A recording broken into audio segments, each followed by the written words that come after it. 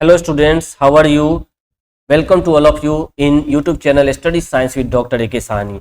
हाजिर हूं मैं आपके सामने लिपिड पर आधारित multiple choice questions part third को लेकर। जिन्होंने प्रीवियस पार्ट नहीं देखा है उनके लिए लिंक डिस्क्रिप्शन में दिया हुआ है, आप वहां जाकर देख सकते हैं। तो जुड़िए इस चैनल के साथ और पढ़िए विज्ञान के अलग अलग टॉपिक हमारे साथ। फिलहाल हम लोग इस वीडियो में लिपिड पर आधारित मल्टीपल चॉइस क्वेश्चंस के पार्ट थर्ड को स्टार्ट करते हैं।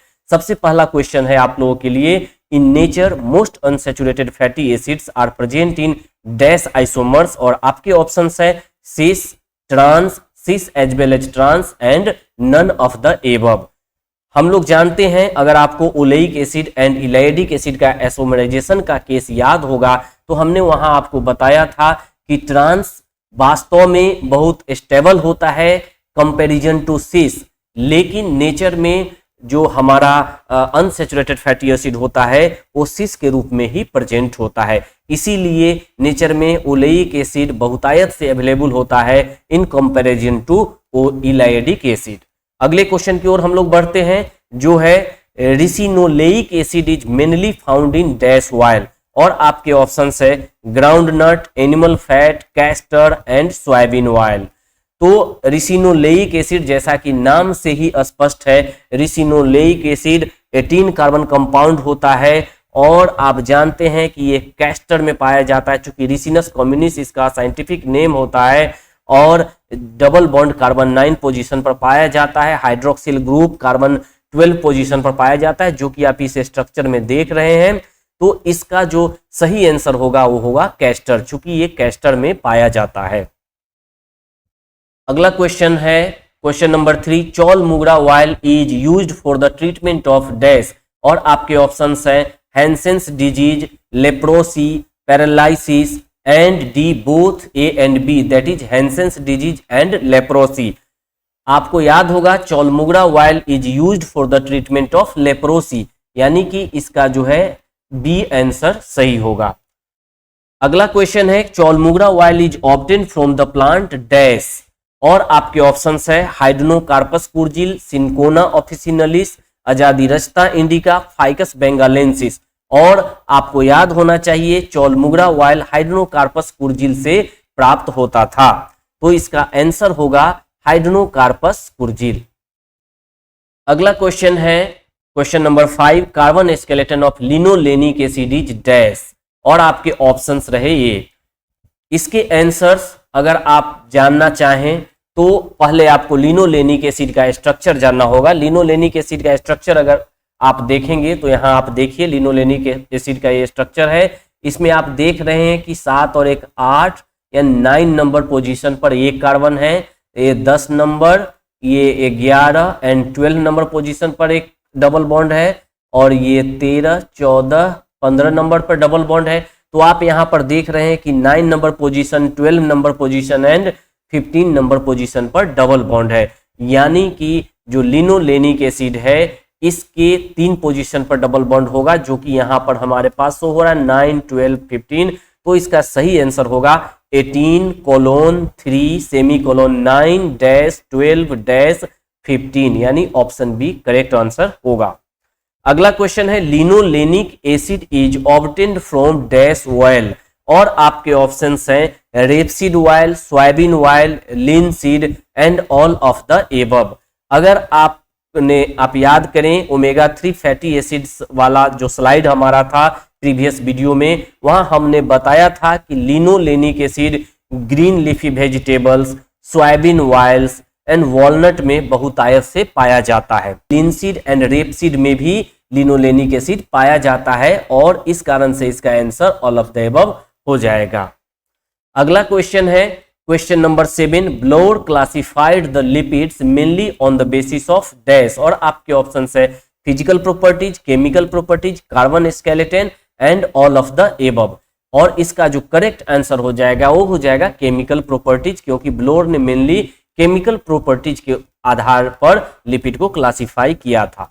अगला क्वेश्चन है question number 8, terpenes are the example of dash lipid, और आपके ऑप्शंस है derived lipids, compound lipids, simple lipids and होमोलिपिड्स।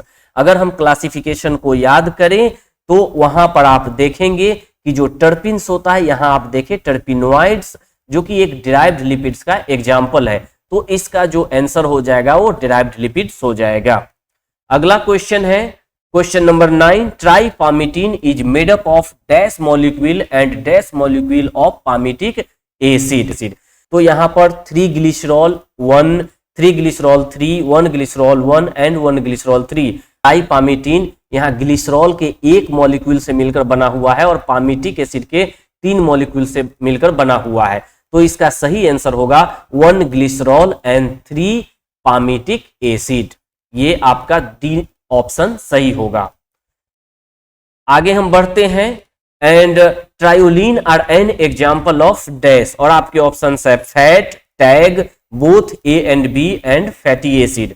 ट्रायोलिन हम लोगों ने जैसा कि पहले भी पढ़ा था, प्रीवियस वीडियो में भी हम लोगों ने इसके बारे में चर्चा किया था, ट्राइस्टीयरिन और ट्रायोलिन के बारे में। तो ट्रायोलिन आप देख रहे हैं यहाँ पर, ये ग्लिसरॉल का पार्ट हो गया, एक ग्लिसरॉल, और ये वाला जो पार्ट हो गया ये आपका फैटी एसिड का पार्ट हो गया, यानी कि फैटी एसिड एंड ग्लिसरॉल से मिलकर बना होता है ट्रायोलिन। तो आप यहाँ पर क्या कह सकते हैं कि ये फैट हो सकता है, ट्राइएसाइल ग्लिसरॉल भी हो सकता है, फैटी एसिड नहीं हो सकता है, और इस कारण से आपका जो ऑप्शन होगा ये सी सही आंसर हो जाएगा। Fat and triacyl glycerol both हो जाएगा ट्रायोलिन। अगला क्वेश्चन है, on the basis of optical isomers naturally occurring fats are of dash isomer, और आपके ऑप्शन से D isomers, L isomers, either D और L isomers and trans isomers. जैसा कि हम लोगों ने पढ़ा था optical isomers of triacyl glycerol का, और वहां हम लोग जानते थे कि L type isomers are more stable, naturally available isomers are L types. और हमारा क्वेश्चन पूछ रहा है कि on the basis of optical isomers naturally occurring fats are of dash isomers, तो इसका सही आंसर हो जाएगा L type isomers are available naturally. अगला क्वेश्चन है question number 12, at room temperature unsaturated fatty acids are dash, और आपके option है liquid, solid, gaseous and all of the above. और हम लोग जानते हैं कि most unsaturated fats are liquid at room temperature and are called oils. तो at room temperature unsaturated fatty acids are liquid in nature. अगला question है question number 13, fats require dash temperature for melting than oil, and आपके option है high, less, equal and very less. हम लोग जानते हैं कि fats required high temperature for melting than oil, तो इसका आंसर हो जाएगा हाई। अगला क्वेश्चन है question number 14, rancidity is the process through which a dash become rancid, और आपके ऑप्शन है fat, oil, lipid and all of the above.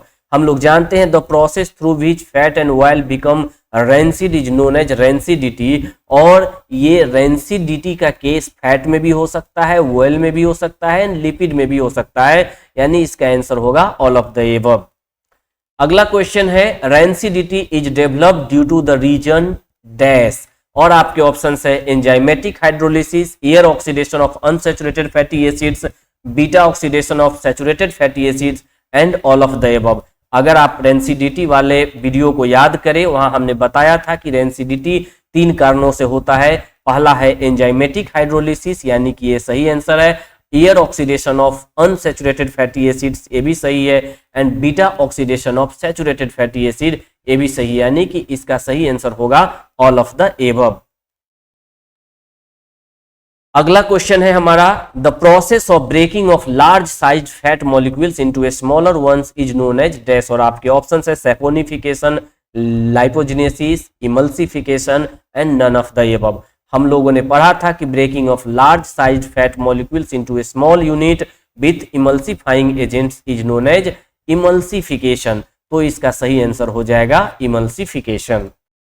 अगला क्वेश्चन है question number 17, emulsifying agents are dash, और आपके ऑप्शन है water, soap, bile juice, all of the above. हम लोग जानते हैं bile juice, water, soap, gums and proteins are emulsifying agents, यानी कि यहां पर ऑल ऑफ द एबव इसका सही आंसर हो जाएगा।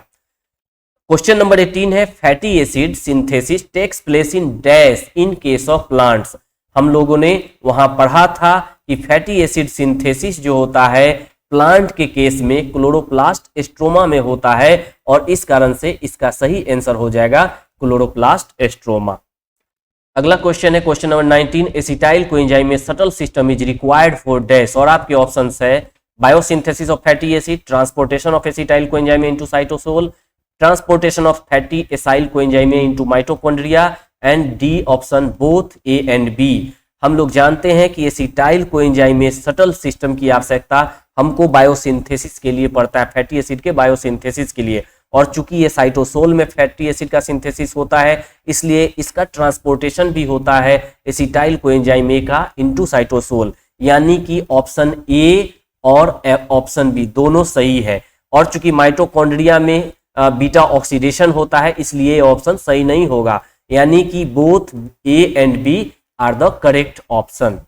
अगला क्वेश्चन है in case of animal fatty acid synthesis takes place in dash और आपके ऑप्शन है cytosol, mitochondria, inner mitochondrial membrane and D option है बोथ बी एंड सी। हम लोग जानते हैं कि in case of animal fatty acid synthesis takes place in cytosol, इसका सही आंसर होगा साइटोसोल।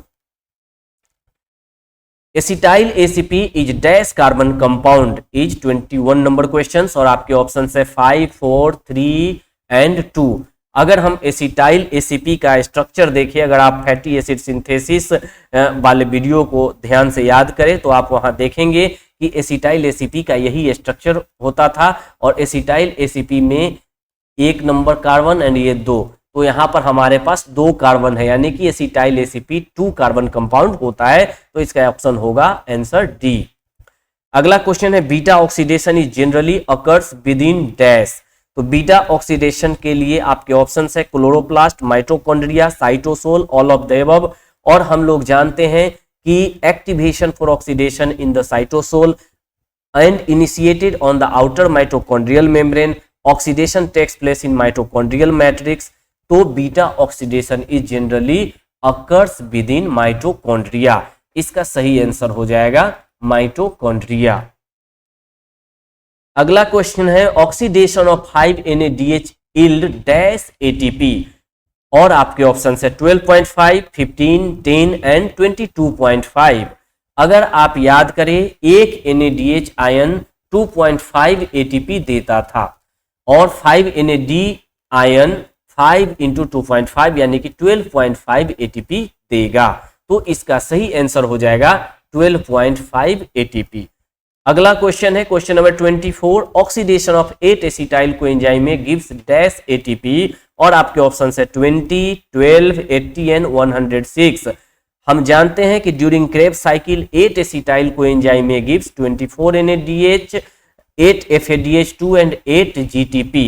और एक हम जो कैलकुलेशन किए पहले भी आप NADH के लिए प्रीवियस में आप देख सकते हैं कि 2.5 ATP देता है, तो यहाँ 24 × 2.5 हो जाएगा और यहाँ पर FADH2 1.5 ATP देता है तो 8 × 1.5 हो जाएगा, GTP 1 ATP देता है तो 8 × 1 हो जाएगा, और जब हम इसको कैलकुलेट करेंगे तो 80 ATP हमारे सामने इसका आंसर आएगा, तो इसका आंसर हो जाएगा ऑप्शन सी 80 ATP।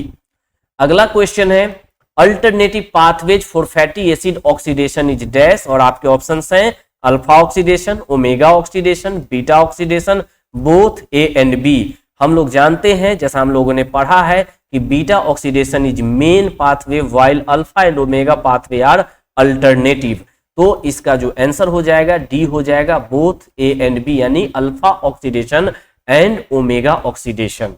अगला क्वेश्चन है question number 26, in case of alpha oxidation of fatty acids dash carbon undergoes for initial oxidation rather than the dash carbon, और आपकी ऑप्शंस है omega beta, alpha beta, beta omega and beta alpha.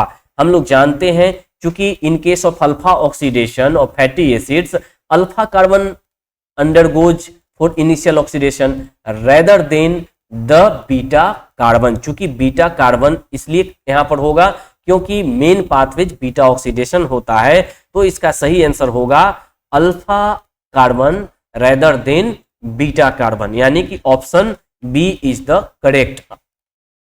Question number 27, phytanic acid is an oxidation product of dash, और आपके options है phytol, pristanic acid, both A and B, and lycophyll. अगर आप फाइटेनिक acid को याद करें, जो हम लोगों ने बीटा ऑक्सीडेशन के दौरान हमने देखा था और अल्फा ओमेगा ऑक्सीडेशन के दौरान देखा था, तो आप देखेंगे कि जो फाइटेनिक एसिड होता है, जैसे यहां पर आप देख रहे हैं फाइटेनिक एसिड C20H40 एंड O2, इसका जब ऑक्सीडेशन किसके द्वारा होता है, फाइटोल का जब ऑक्सीडेशन होता है तब जाके फाइटेनिक एसिड बनता है। और हमसे क्वेश्चन क्या पूछा जा रहा है, फाइटेनिक acid is an oxidation product of dash, तो निश्चित रूप से फाइटोल का ऑक्सीडेशन होगा तो फाइटेनिक एसिड बनेगा, यानी कि इसका सही आंसर होगा ए, फाइटोल। अगला question, question number 28, the oxidation of phytanic acid is facilitated by dash oxidation, और आपके ऑप्शन है minor pathway of oxidation, omega oxidation, alpha oxidation, and both A and C. हम लोग जानते हैं कि फाइटेनिक एसिड का जो ऑक्सीडेशन होता है वो अल्फा ऑक्सीडेशन के द्वारा फैसिलिटेटेड होता है, और इस कारण से अल्फा ऑक्सीडेशन इसका आंसर होगा। साथ ही चूंकि ये माइनर पाथवे भी होता है ऑक्सीडेशन का, इसलिए इसका सही आंसर हो जाएगा बोथ ए एंड सी, यानी कि डी ऑप्शन सही होगा। अगला क्वेश्चन है question number 29, omega oxidation of fatty acids is a minor pathway that involves the oxidation of dash carbon of a normal fatty acids, और आपके ऑप्शन है first carbon, second carbon, terminal carbon, and alpha carbon. हम लोग जानते हैं कि terminal carbon को omega carbon भी कहा जाता है, और इस कारण से यहाँ का जो आंसर होगा वो टर्मिनल कार्बन होगा। लास्ट क्वेश्चन है 30 number, tag constitute about dash % of total dietary lipids. आपके ऑप्शन है 2, 1, लेस देन 1 एंड 98। एंड हम लोगों ने थ्योरी पार्ट्स में पढ़ा था कि try acyl glyceride constitute about 98% of total dietary lipids, इसलिए इसका सही आंसर हो जाएगा डी, यानी कि 98%। इस प्रकार से हम लोगों ने लिपिड पर आधारित पार्ट 3 मल्टीपल चॉइस क्वेश्चंस को समाप्त किया, और इसके साथ ही हम लोग लिपिड को यहाँ पर समाप्त करते हैं। अगर आप लोगों को कोई भी क्वेरी हो लिपिड से संबंधित तो आप कमेंट सेक्शन में पूछ सकते हैं। आगे के वीडियो में हम लोग प्लांट ब्रीडिंग पर आधारित मल्टीपल चॉइस क्वेश्चंस को लेकर के आएंगे। तब तक बहुत बहुत धन्यवाद, थैंक यू।